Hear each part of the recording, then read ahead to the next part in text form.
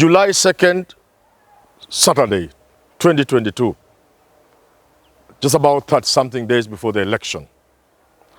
And every party, I think, except for Manyora's party, has released a manifesto. I think it is just in order that today we talk about manifestos. The Wajackoyah manifesto, the Raila manifesto, and the William Ruto manifesto. Let's begin with Wajackoyah. Wajackoyah's manifesto presents a radical departure from what we know. It's an entire paradigm shift. There are wonderful things in the manifesto.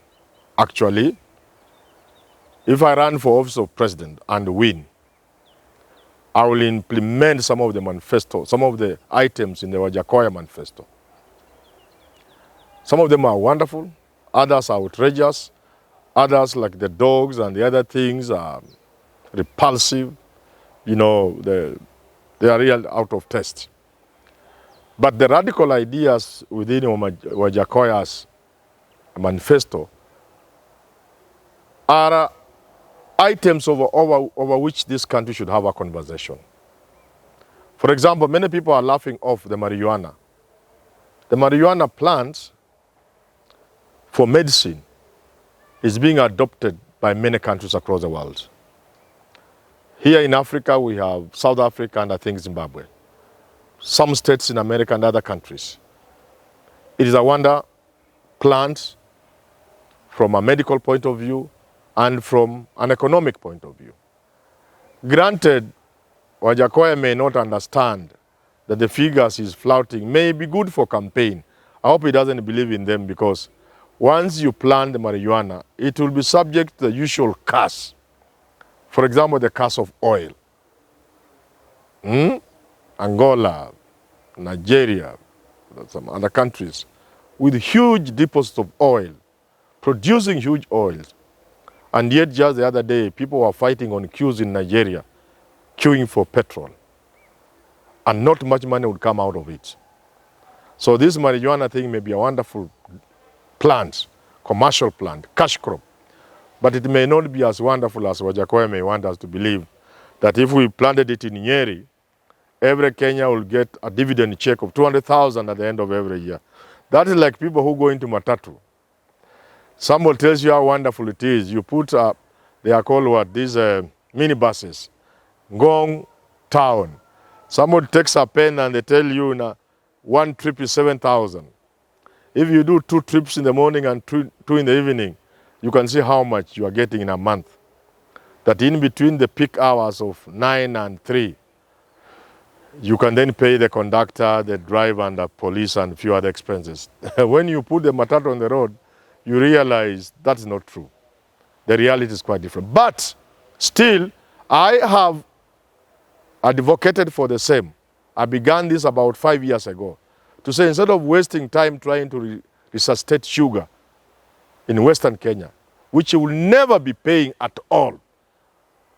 First, because farmland has been reduced because of subdivisions, as fathers became grandfathers, and those children became grandfathers, subdividing the lands no longer tenable. Secondly, the husbandry for the cane, I am not seeing it. The production itself, the modern technology. We can't even, for how long shall we keep off Comesa sugar? We keep asking for postponement of the implementation. Can we compete? We cannot compete. So marijuana is a good idea. There are many other good ideas in that manifesto, including idling foreigners, doing simple jobs here, being given work permits. I agree with Wajackoyah. There is no country on the face of the earth where foreigners have a field day like Kenya. I agree with him. If I'm president, I'll chase them away. Go at the coast. Look at the kind of people at the coast. People on the Interpol list, drug addicts, drug dealers, and what have you. You know? So this country cannot afford to have busybodies coming to play around here. And many other ideas, except for the repulsive one.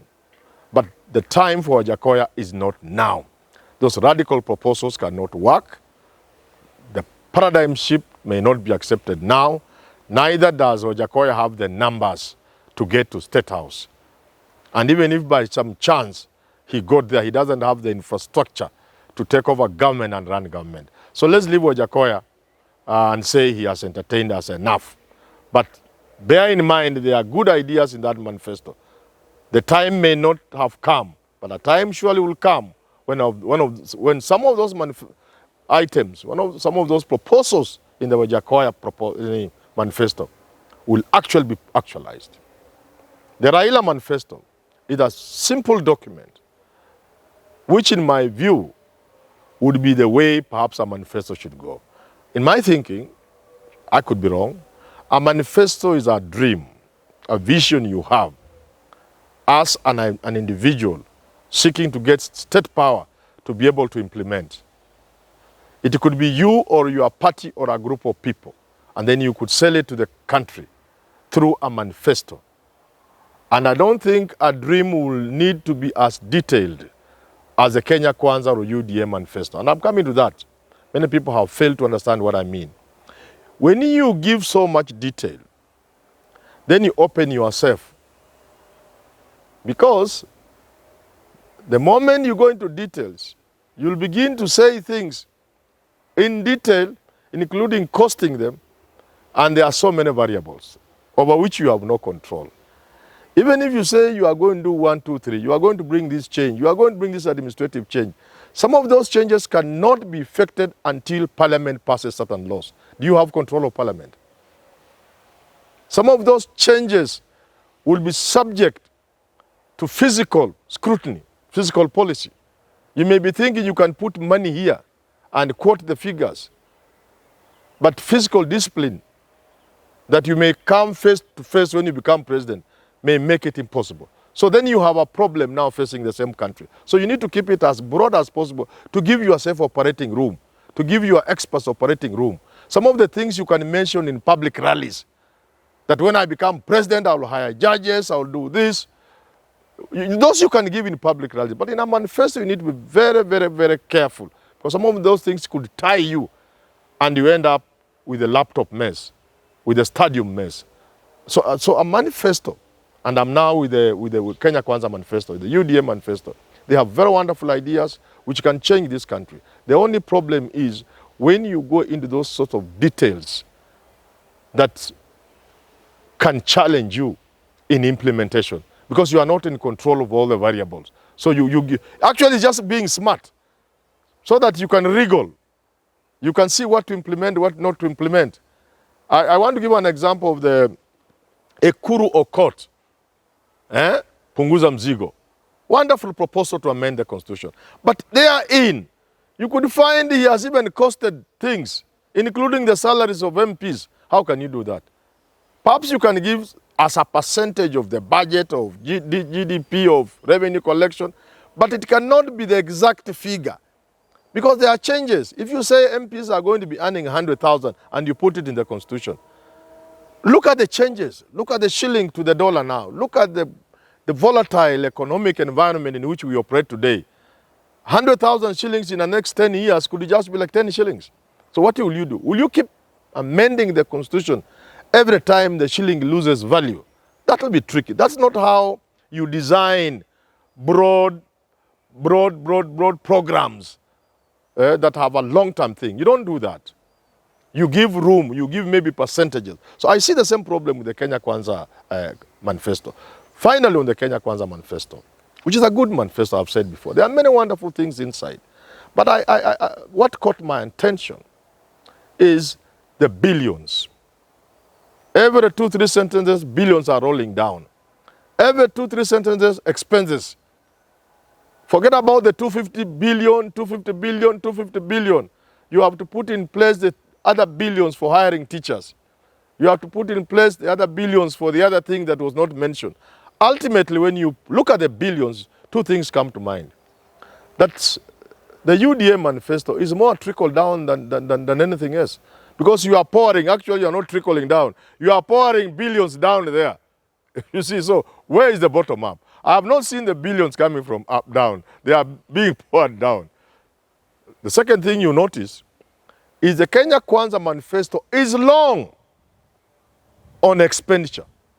You will spend billions here, 50 billion here, 250 billion there. But silent on two critical things. One, revenue. You have not told us how you are going to raise the revenue. Because as it were today, there is no extra shilling in the Kenyan budget of 3 trillion now. Over 1 trillion is paying debts. County government, 400 billion. Public service wages, 500. You are already beyond projected revenue collection of the country. And you haven't told us how you are going to come up with strategies of raising revenue. And don't you depend on the farmer revenue of 500 billion. No, because that will come after a couple of years. Yet government will have spent already. And even when assuming the farmers begin to reap the billions, those billions belong to farmers, not to government. Government can only get a fraction in taxes. So how are you going to fund this program? And also when you paint a rose picture, when you read something in the textbook and you don't use it well, if people are producing 1 million liters of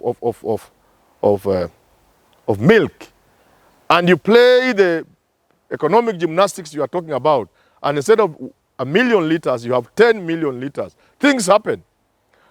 The market doesn't wait for the 10 liters and continue paying the farmer the same amount. You cause maybe a glut. Maybe the loss of demand and supply come into effect. And the farmer may end up suffering instead of benefiting, because whereas he used to get 40 shillings per liter, because now you have 10 million liters instead of 1 million liters, the farmer may now get actually 20 shillings, half the price. The same thing with Gulana Kulalu. I argued, if Gulana Kulalu had succeeded in terms of the production that we had been told, then the farmers in Ngishi will stop growing maize because there will be too much maize from Gulana Kulalu.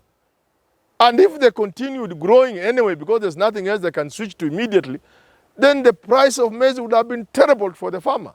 So these are some of the things you need to engage. The second thing about the Kenya Kwanza manifesto, the expenditure and the revenue do not match. The second thing is about corruption. Silent on corruption. We know where we are operating from. Those wonderful programs you want to put in place to help farmers and other people, the people running those programs will be stealing the money. So the programs will not work, however wonderful. You get it? But more importantly, where are you going to get the money to finance these wonderful programs if ever a valuable penny is stolen? So unless, like Raila, you promise to seal the loopholes, how are you going to finance your budget? All these wonderful things. If money is being stolen, how will you finance them? And you do not convince me that people will stop stealing because of institutions, and you'll strengthen institutions. People do not steal because institutions are weak. No. So this thing boils down to one thing. Kenyans will have to look at a man or woman, or a combination of man, woman, who can give the confidence, the hope that this country will move forward. That the things Raila promises, the things Ruto promises, are able to be implemented because the person in the State House first has commitment, a history of the same, and more critically, it is a person of Kenyans looking at the person and say, we can trust this person or this pair to end corruption. We can trust them on the basis of their history, on looking at them. And therefore, when I look at the two manifestos and I look at the two teams, I see Kenyans having a choice. That because you must stop theft, to be able to revolutionize the economy, to put the economy where it ought to go, to save Kenya from economic decay or economic destruction, you need to check on corruption. So Kenyans will ask themselves, William Ruto, Gachagua down. Raila, mother. Which pair can you trust? Which pair can you trust to deal with corruption? And that is the question.